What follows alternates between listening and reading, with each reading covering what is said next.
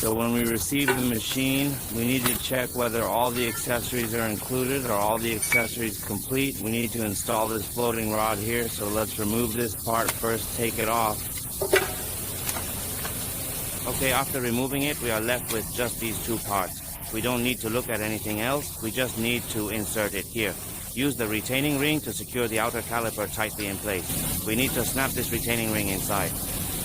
Once it's snapped in and can't be pulled out, that's good. It shouldn't come out. Next, we need to make two holes here. This is for the foot plate. We need to drill two holes here and tap threads into them. Now, let's install the base and secure it with screws. We'll fix the base first, and then you'll also need to drill another hole here for the floating rod.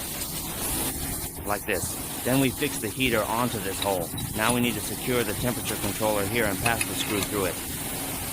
Now use a nut underneath to tighten it. After tightening, we need to fix this push rod and install it here.